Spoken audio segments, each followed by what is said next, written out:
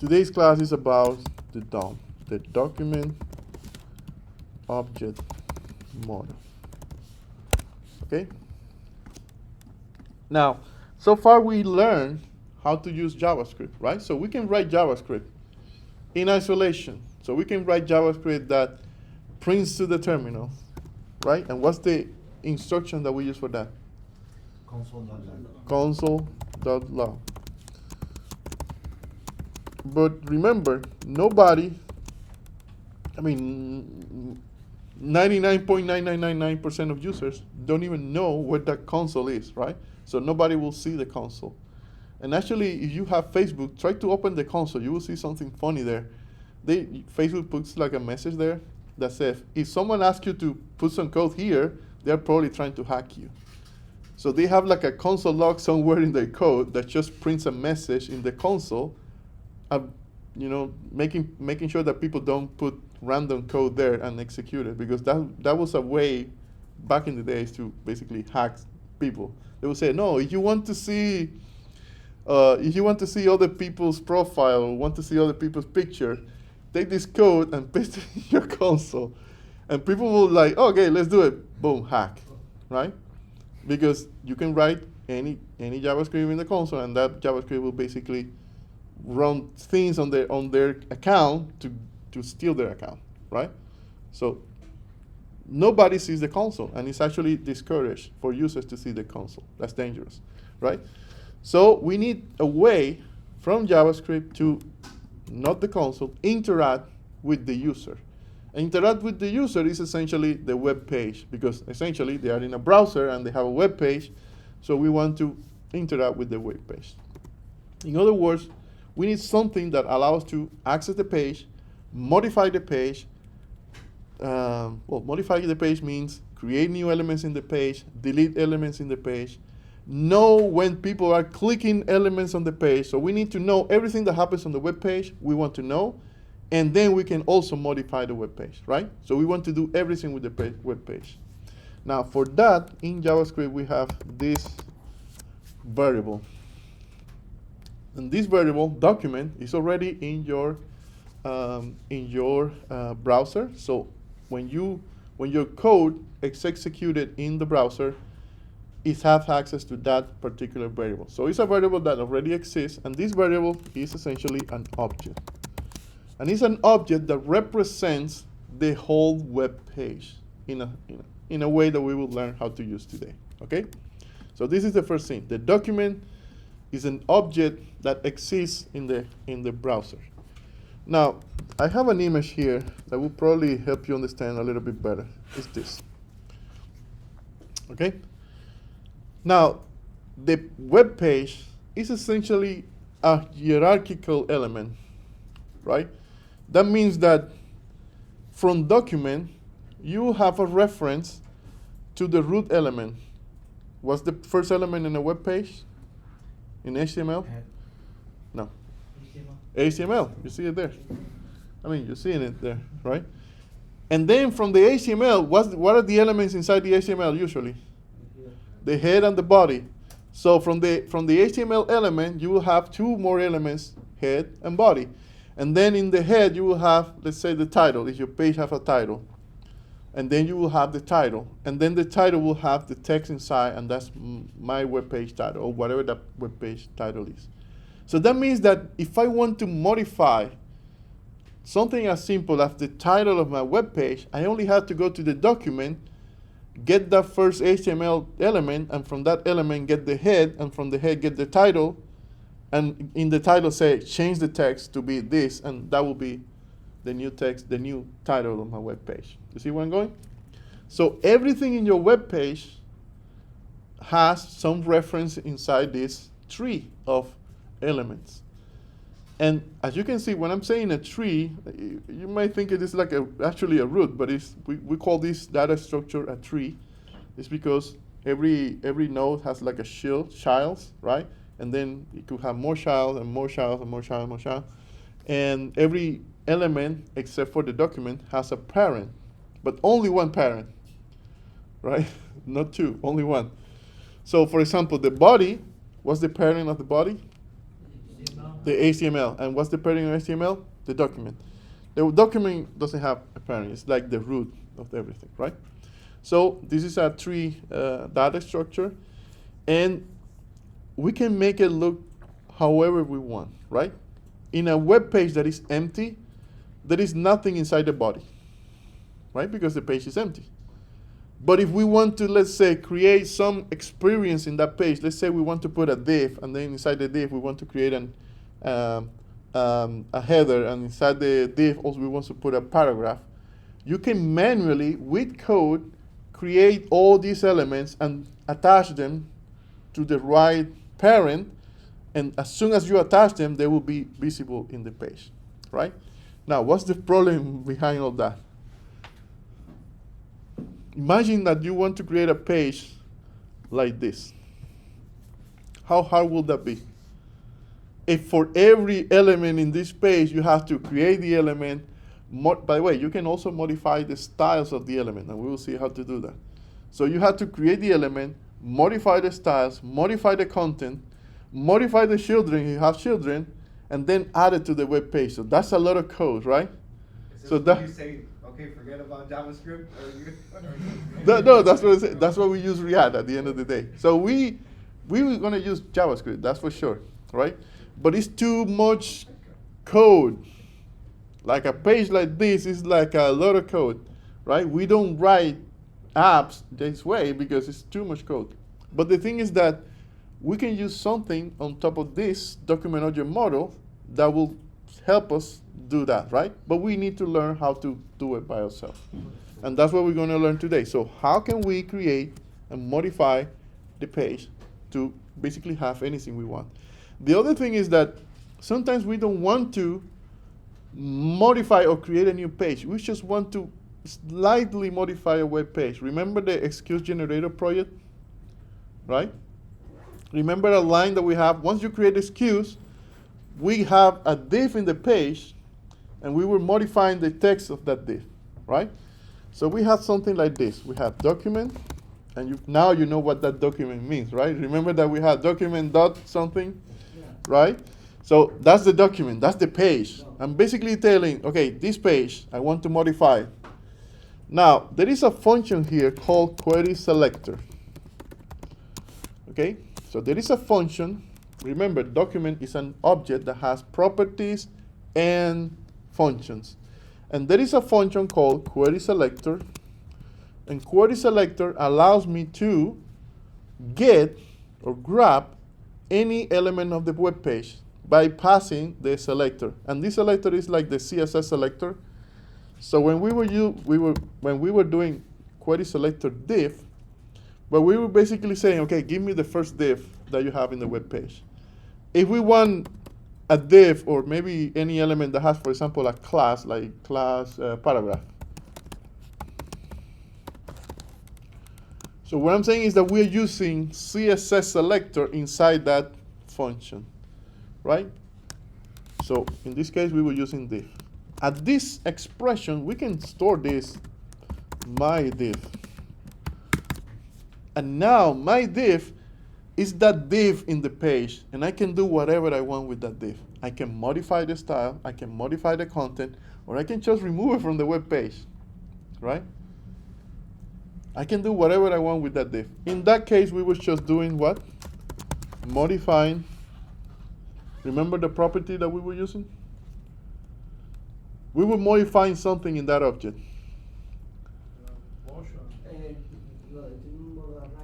No. You remember what was after that? Inner HTML. Inner HTML. And whatever we put there, there is actually one that is slightly simpler, inner text, right? Hello or my excuse. My inner HTML is the same as inner text, but you can actually put HTML tags inside, right? Okay, so as you can see here, I am grabbing that object and I'm modifying the content, right? Let's try to do that, maybe not here. Let's try to do it in, actually, why not? Let's use this page. I'm not sure what I can get, but let's see if we can get something from this page. Okay, so you see on the right is the terminal, right? I can write JavaScript code directly there, and let's do document query selector div. Oh, this is the root. Okay. Div. That means the page. Oh, look, this is the header. So that's taking the third div? It's taking a div. Remember, this selector means a div that's inside a div that's inside another div, Okay. Right? And the first set of those? It's the first one. Yeah. It's only the first. There is another variant of this function called query selector all that will give you all the div that matches that selector, right? In this case, we only want the first one. So that means that now I have access to that first div on the top. And let's put it in a variable. I will call it A. So now A, you see that as soon as I write A, that means my whole div on the top. I can do whatever I want with that div. Let me change the inner HTML to be h1 hello MD5 MDC25. And notice that I'm using inner HTML because I want the content inside to be HTML. You see it, right? It's in black, but it's still there. Yeah, it's like your array photos at page one. So now my div inside what it has is a text. Now let's make it just straight up text, not HTML. Inner text. Hello MD5 25. There you go. You see it right there, right? You still see it. Now it's a black color, and probably the styling of that div is like a blue or like a purple background. How do we modify the styling? Remember, anything that's on the page, I can grab it and I can modify it. Content, styling, interactions, anything. The way you modify the style is by using, so any div will have also another property called style. Or styles, I don't remember when, we will see. And style is just an object with all the CSS properties inside. So if I want to change the color, that would be the color property. If I want to change the background, it will be background color. Let's say red. So you see, style is the name of that property that I can use. So let's see if I can do that in my div. A.style, oh, it's just style. Color, white. So now the text, the style of that div is white. And if I want to do background color, let's do background color, red.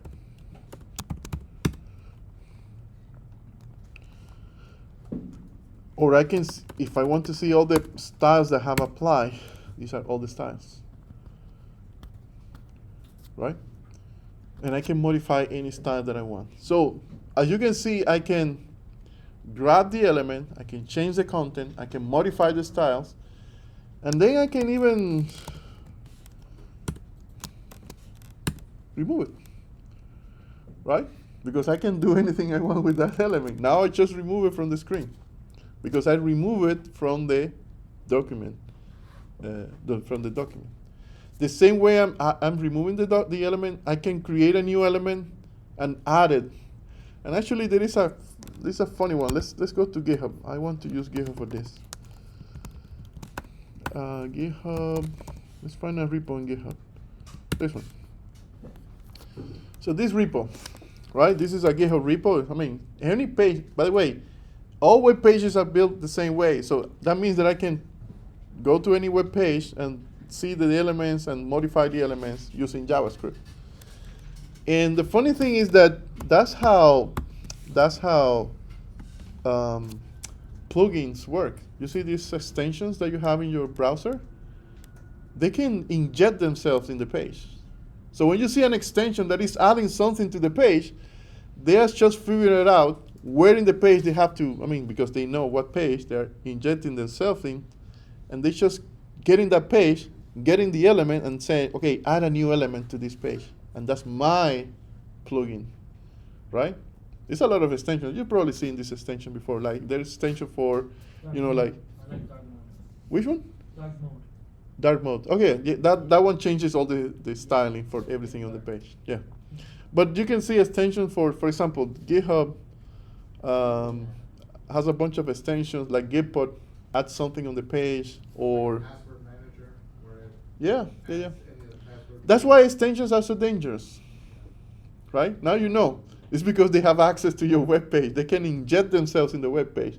So when you think you're clicking a button, it might be your button. It might be their button, and they are seeing everything on the web page. They can literally read your web page. So that's why you have to be sure that the extension is the right one, because otherwise you will be adding something that is potentially dangerous, right? So let's see what else we can do with JavaScript. So this GitHub page, for example, have this div, right? And this is the div with all the options in the sorry about that. You see the div, right? This div over here. Now, the class for this div is this one. Let me see. I think the value is this. So I will take that document, query selector,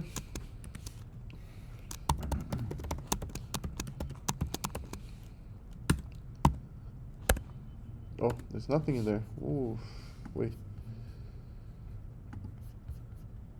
Does it need the semicolon? Oh, no, because I forgot the dot.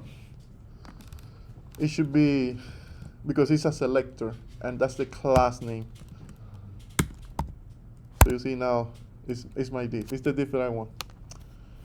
So I don't want to remove that div. I just want to add something to the page. I want to inject something to the page.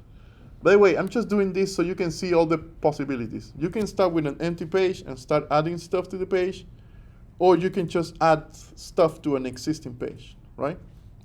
In this case, we are adding to an existing page. Now we have the div. In this case, it's in my variable d. What I want to create is a new element. I want to create another button and make it look like the code, the GitHub button. You know, like fake it. But I want to be there next to the code button, right? So I will create a new button. Let's call it B. And the way you create a new element in the DOM with JavaScript is by using this function, create element. And you have to specify what type of element you want. In this case, I want to create a button. Now, creating the element doesn't automatically add it to the page. The element is in memory, but because it doesn't have a parent, the browser doesn't know where to show it, right? It's just in memory. It's invisible. It doesn't have a parent, so it's just in memory. It's only in that variable there. So I have a button. Of course, I will have to, give it a text inside. Let's call it my button. No, let's put something interesting. Huh? Fake. Okay. Now the button says fake. We're still not seeing the button, right? But let us style it a little bit. So the style background color, it will be green.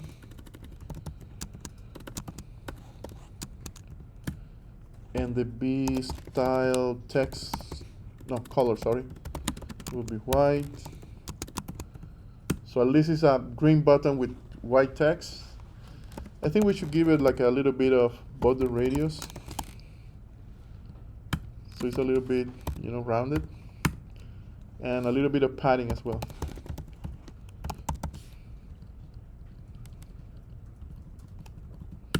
Let's do padding 3px. So we now have a button. Oh, the border should be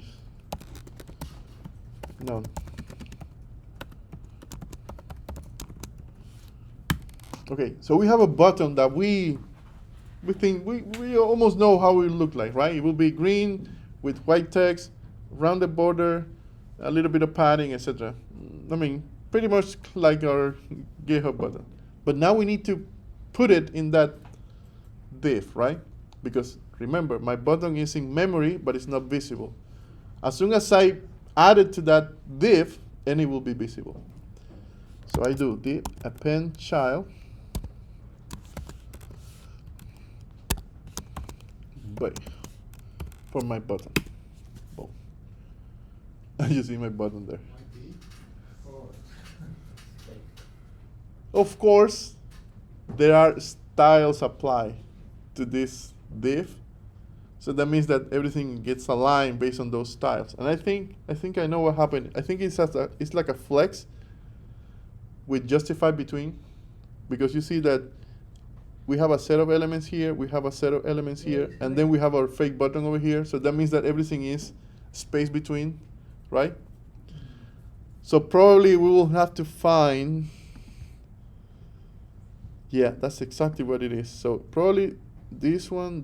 So we need actually this div, not the other one. So let's try to remove it from this one and add it to this one. Let's see if we can do that. Okay.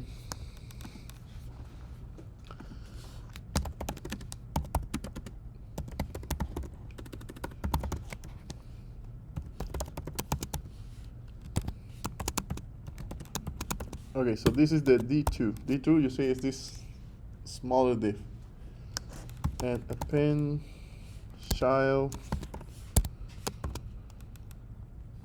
B. So now we add it to the right.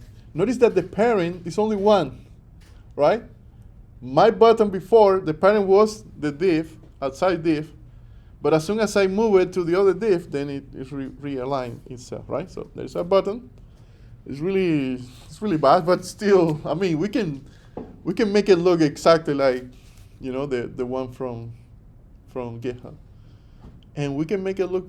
I mean, we can remove the one from GitHub, add our own, and just make it do whatever we want.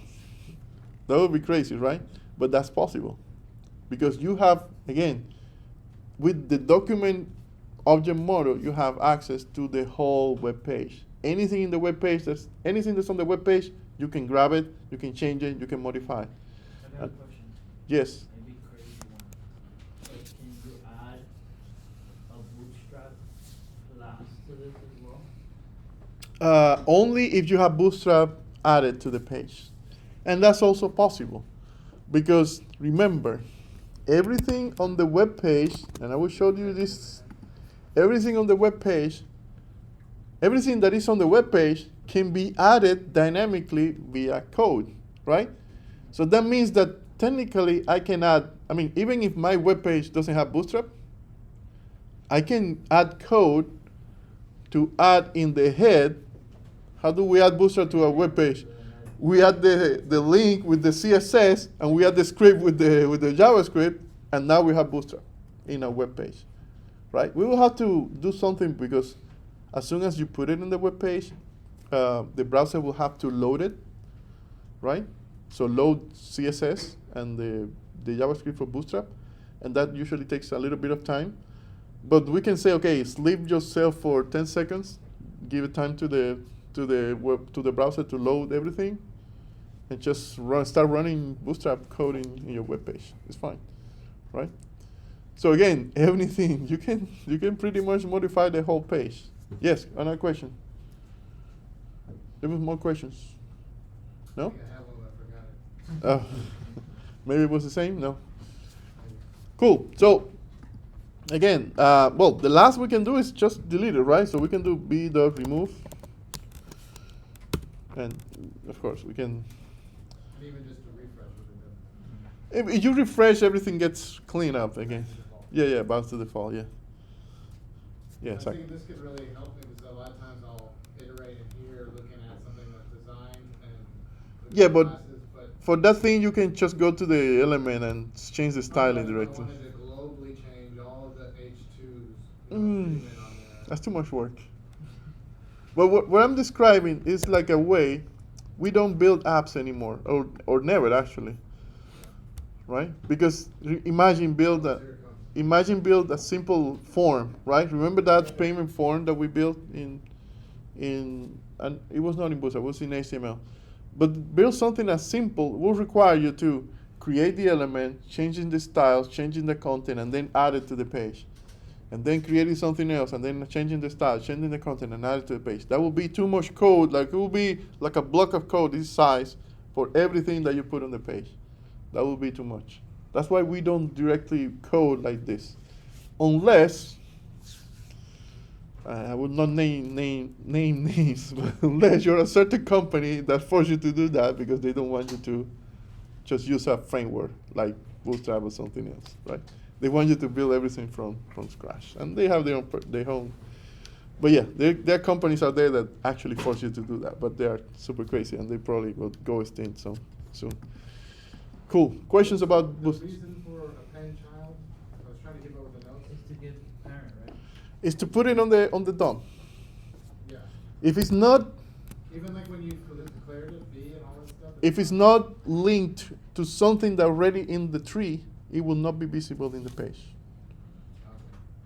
Okay. You can- Basically, it's like assigning it a parent, basically. You put in it exactly, assigning a parent. That's what append child does. Because you're telling the parent, append this child. So that means telling the child, this is your parent. Este es tu nuevo hijo. Is it what? Este es tu nuevo hijo. Exacto. This is your child. Yeah, and actually you can see, I mean, there is every time you get an element, you can see what are the childs of that element. So there is a lot of functions. The document object model element has a lot of functions that allow you to get that. For example, that same D, the D element, we can do the child nodes, right? And that's basically a list of, it's an array of the two elements inside. But if you go backwards, you can say d.parent node. And that will give you which one is the parent node. But the parent node is also an element, so you can do the parent node, right? And you can see what's the parent of your parent. And if you go up, you will eventually get to where? Document. And let's do it. Parent node. Oh, parent node, sorry. So parent node. Oh, it's a React element. Nice. And parent node. That's some div. And let's do one more. Parent node. That's a bigger part. And parent node. It's a div. And we do parent node. It's another div. Parent node. Another div. Parent. I mean, we will eventually get to the. Okay, one more. Nothing yet. Parent. Many divs. Yeah, because they have a lot of divs. But I mean, we will get. Oh, why? Why not? Let's get there. Parent. I just want to get to the body. Parent node. You will see it. It's basic. Oh, actually, there you go. There it is. So that's the body, right? And if I go one level up, what do I get? HTML. Now from HTML, I can say, okay, give me the child, right? The child nodes. And it'll give you all of them. An array of. I have four. Interesting. Is that an object or an array? Sorry, what? It's an array. I mean, it's an array that looks like an object. It's actually an object, but it's an array style object, right? It's like an array. But yeah, interesting the grammar. Document, it just gave you quotes or whatever? The what? What was the value if you deleted the parent node, that child nodes? When it got to, you said it got to the, Body. no, the document. It was, the output was just. Oh, so let's say we have child nodes, but this is the body, right? Oh, this is HTML. So let's go one more, No, okay, I didn't see that. and that's the Right. document. Non-documented, And if we do parent node of document, it's null. because it doesn't have a parent. Document is the top of the tree. Okay. Now this is the body, right? Okay. So what if we remove the body? What happens? What do you think it will happen? What happens when you create a web page and it has a head and doesn't have a body? It will be empty, right? It's empty. That's exactly what it is. It's basically nothing in it. So again, you see the power of this. It's like anything on the web page, because the browser is just rendering the DOM. It's just showing what the DOM has. If the DOM doesn't have anything, it will show nothing. As soon as you start adding elements to the DOM, it will start adding things to the DOM. Like here, let's create a body. Document, create element. What type of element are you going to create? A body. Oh, right.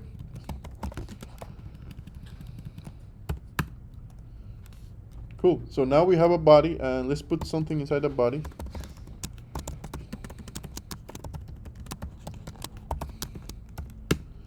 And let's add that body to the page. So that would be document dot head. No, we don't have a head, but we have. Oh yeah, we have a head. Head dot no. HTML. Sorry. Wait.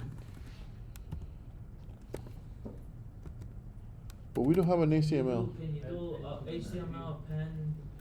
Yeah, but how do we get to? Oh, it's the first child. Sorry. Child nodes or children. Okay, children at 0 because it's an array, right? The first element is the HTML. Append child, our body. Boom. Hello, MDC. So now our page has a body.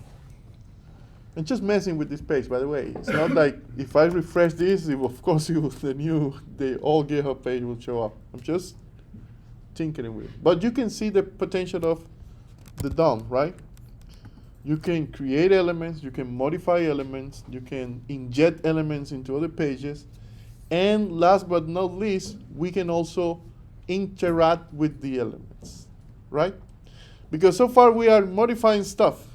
But what happens if the user click on some stuff in the page? We want to also be able to capture those events, okay? And for that, well, before I move on to that, any questions? We're recording, don't worry. Yeah, I'm recording, no worries, it's recording. Okay, so questions before I move on about the document object model. Remember, every element that we find in that tree is we can call it an element or a node, right? It's just a node in that tree. And that element and that node have functions and properties.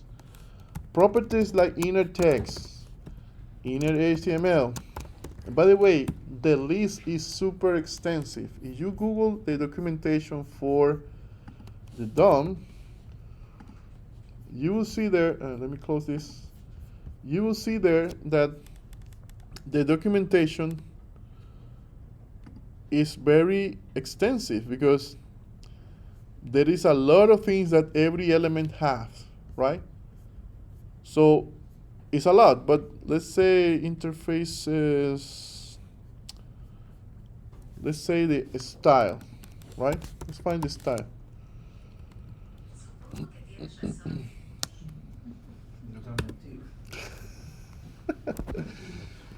Well, maybe not this. Let me see if I can find it. Okay, so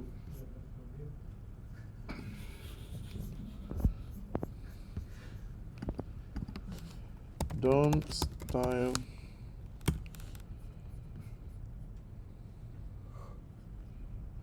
Let's see if we can find it. Style.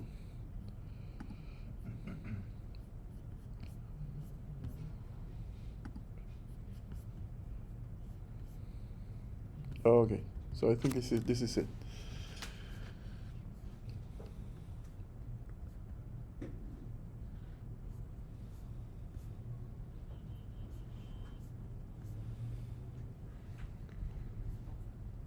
Okay, we'll have to Google ourselves. I mean, it's a lot of things there. No worries. It's a lot. You see child nodes here. Okay, well, you know what I mean. You have a lot of functions, and you have append child, and you have style that is an object, so you can basically modify any CSS property. By the way, the styles, you probably noticed that I did background color, right? And this is not actually the name of the CSS property, because the CSS property is background dash color, right? So this is the version of that same property, but in camel case, so I can use it in. That's not value variable thing, right? Exactly. Because of that, then they have this conversion. So. What maps it? Sorry? Does it map it? They map it, yes. So they map background dash color in CSS, right? That's why you said it in CSS, to background color in JavaScript. It's the same property, essentially the same property. But every property has its own variant, so you can see all the variants. There's dashes in a CSS file? It will remove it and it will put on the on Okay. capital case, yes. That's not a valid variable naming. So it's a variable naming in JavaScript. Cool. Okay, so that's how you modify. That's how you create elements. That's how you interact with the page in that sense, right? You can modify the page. You can update, create, delete, whatever you want. Now, we also want to interact with the page, or allow the user to interact with the page. Let's say the user clicks on a button, and we want to know that something happens, so we want to react to that, right? And for that, every element in your web page can respond to events. Okay, events. These events are basically user interactions. It could be user interaction, it could be network interactions, okay? Or it could be actually network, user, or I think those are the most important ones, because user interactions are basically what? The user is moving the cursor, right? If the user moves the cursor over the web page, every time enters an element or exits an element, that's an interaction, right? If it clicks an element, that's an interaction. If it double clicks an element or clicks and leaves the click hanging there for some time, that's also an interaction. So everything that the user does with the cursor in the page is an event. If the user types in for example, you have an input, like a form input. Every time the user types in that form, that's an interaction, right? And that's an event. But it also events when the user finishes modifying the input. So everything that happens in the web page, I mean, there are events. If the user resizes the web page, right, that's an interaction, because the size of the web page is changing, and you can also react to that. You can say, okay, the user is changing the screen size, so that means that I have to adjust something in my web page, okay? Okay, so we can react to events. Now, the way we do that, and again, every element on the web page can have their own events. So you can have a button. Usually we use buttons, right? And you have a button. When you click it, something happens. But that doesn't mean that you can have a div, and when you click on that div, something happens. You can also have a div that reacts to that click, right? It's not semantically correct, because the semantic of a button is to be clicked. The semantic of a div is to organize things on the page. But you can still click on a div and react to that, right? We don't usually do it, because if we want to click on something, we use a button. But you can, what I'm trying to say is that there can be events for anything, and you can react to any event in anything on the page, okay? Now, the way we react to events is by using functions. So that means that when the user clicks, we can set it up in a way so when the user clicks the button, a function gets called, okay? So let's try to do that. Let's try to create a button. So how do we create a button? We create the element with the document create element, and we say that we want to create a button. We of course have to modify all the button properties. I will not give them too many properties, but you know what I mean. And then, oh, of course, I have to put the button somewhere on the page.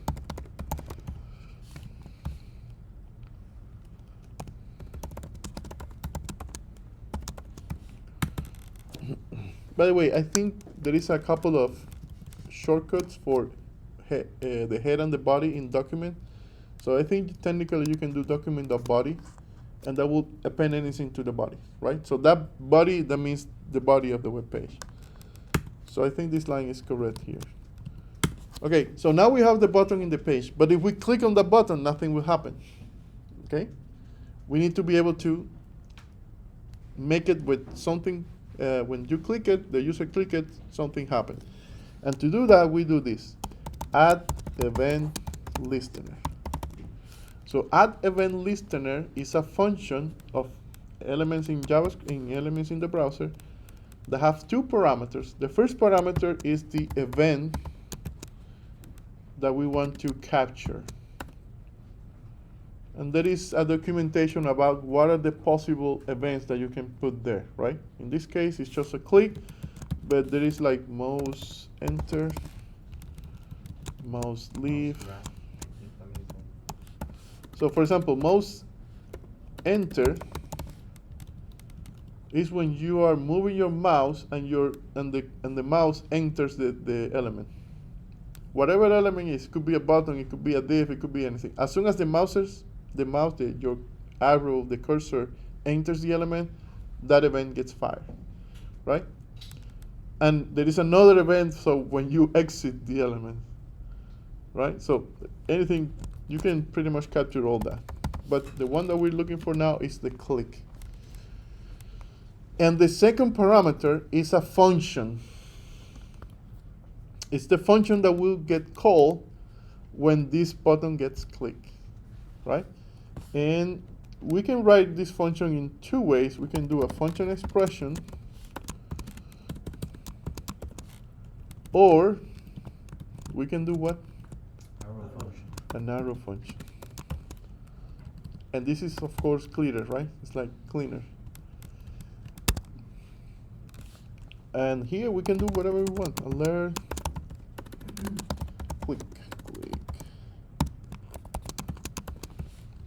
By the way, alert is a function in JavaScript that will pop up like an alert in the page. It's just like a message in the page.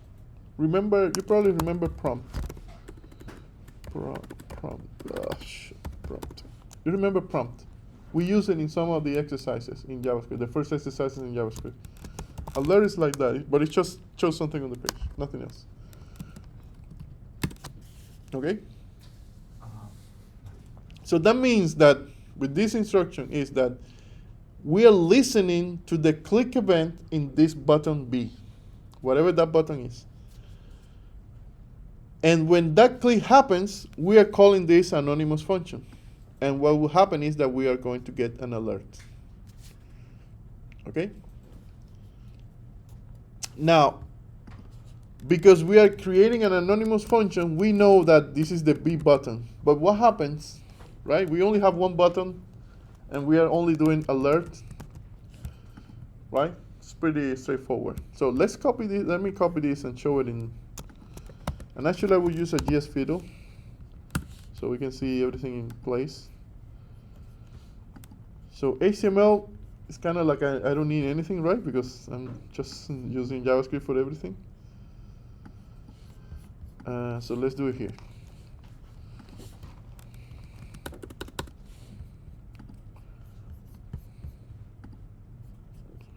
You see the button? Yeah. As soon as I click it, it will say click.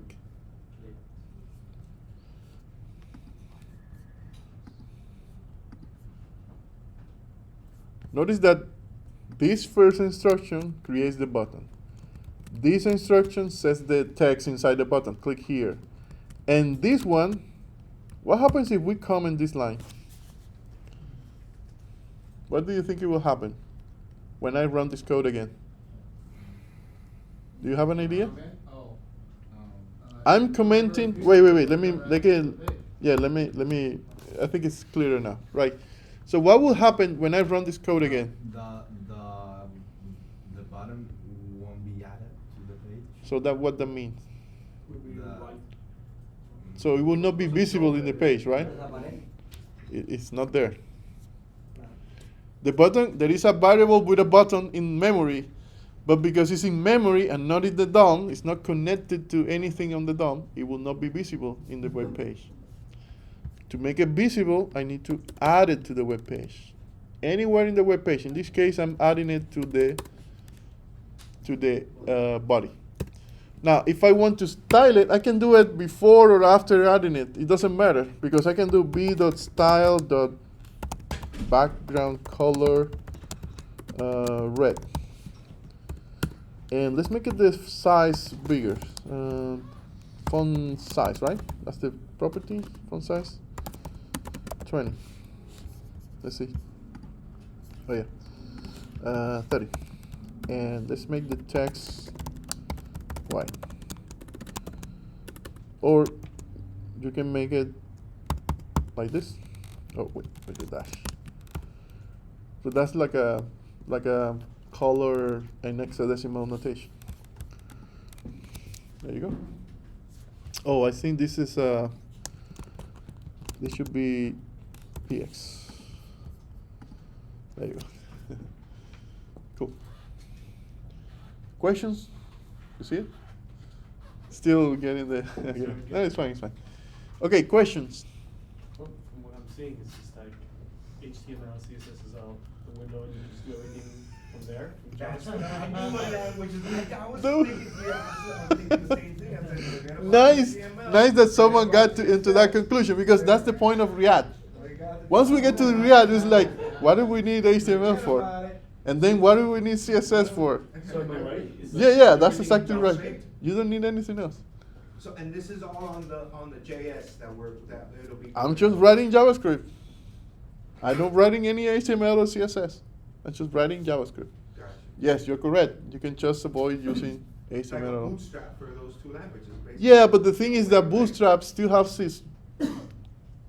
Bootstrap's still relevant because Oh, no. I'm just making a comparison. No, I know it's Yeah, still yeah. relevant because it's more for structure and stuff and the exactly. rules, the way everything- No, and the other thing is that it will be really hard to mimic all the classes in Bootstrap. Like Bootstrap is really good at what they do. So you still want to, like when you are creating, let's say we add Bootstrap to this page, right? Somehow, I'm not sure, but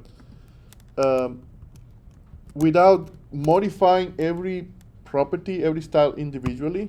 Oops, sorry. You would just have one class for everything. I can do b.class And that's it. and The class. point. I think it's Was it class name. Success was the green one, right? Yeah, something like that. So I would do. By the way, I don't remember how you modify the classes. Classes is very particular property, but I think you can do btn and btn success, right? And that means that your button will be a success button. You're still interacting with it on creating it via JavaScript, but the styling you're keeping Bootstrap for that. It'll be cleaner style. Yeah, exactly, because you don't have to write all this to, and because it's like every button you will have to do this, right? And it's too much. Gotcha. So what I'm saying is Bootstrap still relevant even in React. The one that is like dead is HTML. You don't have to. I mean, you're still writing HTML, but in a different way, right? And it's because of this. Now, questions? Let's do one more thing here because I think it's important to know something else here. Is that what happens if I want to create two buttons, but I want to use the same function for both of them, right? And you will see what this means. Remember that this that I was talking about in the recap? So let's create another button and let's make it green, right? So I will copy all this code because of course it's the same thing with a different variable name. And let's call it or here. I will append it to the page and I will style it kind of similar but in green. So now I have two buttons. One is red, one is green. So one is B and one is B2, right? My two buttons. And but what happens when I click on the green one? What happens when I click on the green one? Nothing, right? Because nothing is. Yeah, it's not. Just style, yeah. It's just the button and the styling. Now, let's say that the function here, this function here, is very big, right? I don't want to be writing the same function twice. I want to reuse this function. So I will copy it and I will put it here. Do something. So this is my function, and I will say, okay, when you click on the B1 button, do something. And the same happens when you click on the B2 button. Also the click. You see where I'm going? So the same function will be called with any of the two buttons, right? So that means that if I click here, it will say click, and if I click here, it will say click. Okay? Same function. Now, how this function knows which button was clicked? Because of the Of the name of the function. Sorry? Because of the name of the function you are calling. B or B2. No, because it's not. The function, like, is there something here that tells me which function was called, which button was clicked? No. No, right? So if I want to see click, It's only doing the same thing because you have to do something on it. exactly. So if I want to do something here, I don't know what it is, and say alert button red was click, right? Else button green was click.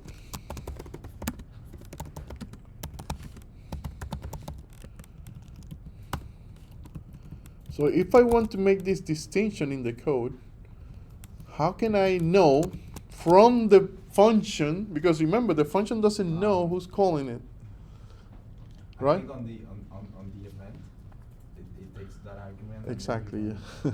You get the. So that's the point, is that we don't know which button is calling the function, right? The function is getting called every time this button is click or this button is click, but we don't know from the function. So the point is that this function, not this because this is an arrow function, and remember that arrow functions don't have a context. But if we change this to a regular function, that means that now inside we have something called the context, and that context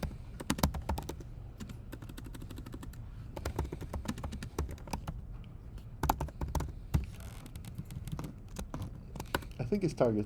I'm probably it's target. Okay. I never do this by the way, so bear with me. So if I do button,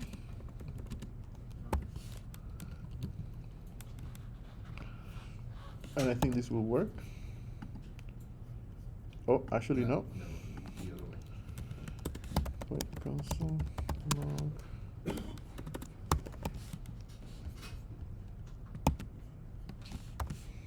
Let's see what the console log gives.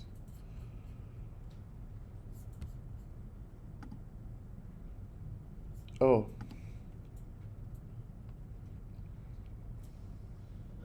Oh, wait. So we are missing the point completely here.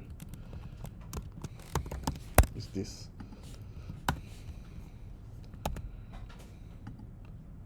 Okay. And red and green is green. Okay, now we're good. So this is the context. That's what's the point of this is. That's why we needed to change to, instead of an arrow function, to make it a regular function expression. Because this doesn't have a this. The arrow functions don't have this. And because they don't have this, we will never know who is calling this button, right? This is very edge case. Nobody does this anymore. Like, don't worry about it. But I'm just trying to show what this is, right? Because we're using the same function for both buttons. And when you call the function, when this function gets called, this will be the button that was calling the function. That's the context in that case. That's what this means, the context, right? And now we can compare it to B, because B is the red button. And if they are the same, that means that we click on the red button. And if it's not, then we click on the green button. Okay? There you go. Got it? Cool. Questions? We can still build this with an arrow function, by the way. It's actually the way to do it. It's kind of like tricky because it involves doing something called closure. And it's good to, I think it's good to just at least tell you what a closure is. Closure. It's not closure in the sense of, I don't know, emotional. It's something else because it's the same word, right? I'm mistaken. It's the same word. Okay, it's closure, but in programming, a closure is a function. A closure is a function that returns another function. So imagine that I'm calling a function and the result is a function. But that function that I'm returning still have access to that data that was in that initial function. So let me show you what a closure is. So let's say I have the do something function, right? Remember do something? And it will be an arrow. So I do B or button. And then I call like this. And then I do something here. And I can do if button equals B, then one thing is red, else alert green.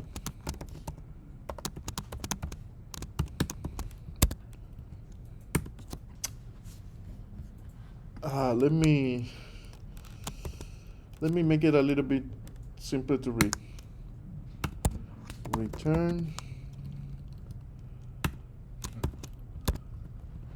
Sorry if it's kind of like messy, but this is kind of like what we're looking for. Okay. So you see that do something is an arrow function, right? It takes one parameter, button. And what does return? Another function. Another function. Let's make it a little bit more explicit. Fn. And we're going to return Fn. Right? Clearer now? Mm-hmm. So my function is taking one parameter. Internally, the function is creating a function and is returning that function. So that means that when that internal function gets executed, that internal function still have access to that button that was used to create the function in the first place, right? So that means that I can compare to that button. And if I can compare, then I can distinguish who called this function. So I can just replace this with the one that we have in fiddle, and we can make it work with an arrow function. Of course, we will have to call this with B and B2. Because remember, do something, you have to pass a button, right? Do something requires a button, and it's returning a function. That function that is returning, that's the one we're going to use for the event. So now, when we do click here, it's the red, and when we do click here, it's the green. So that's another way. And this is what we call a closure. So essentially, a closure is a function return from another function and has access to parent function's data, internal data. So that's a closure. By the way, super common. So if you eventually you will see it and you will recognize it, right? But yeah, super common. to create a function that returns another function, right? And because returns another function, it has access to the data of that previous function. Yes. Questions? Not about closure. Don't worry about closures today. Forget about closures. Sorry? No. Cool. So, okay, so that's an event, right? And there is all sorts of events.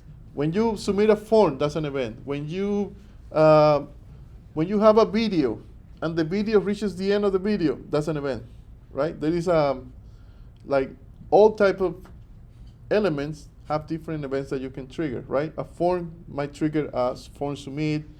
A button can have a click. A div can have a mouse enter, mouse leave, etc., right? A video, there is a video tag, right? Video, I think the name is video. So when you are reproducing a video and something happens with the video, like the video gets to the end of the video or stops or pauses, you get events for that. So everything that happens on a web page is an event. And actually, there are some plugins out there that will basically listen and prints all the events that happen on a web page. There is a lot of them, right? Because every time you open a web page, when you open a web page and you are seeing an image, when the image loads, that's an event. Because it's something that's happening, right? If you modify the image or you are adding something to that page and that page loads or that thing gets loaded, that's an event. So everything that happens on a web page gets an event, and you can capture that event and react to that event, okay? Usually the ones that we usually do are click, forms, events about, when you send information to the backend, etc. Those are the type of events that we try to capture, but everything is available to capture, right? So that's pretty much it for the DOM. And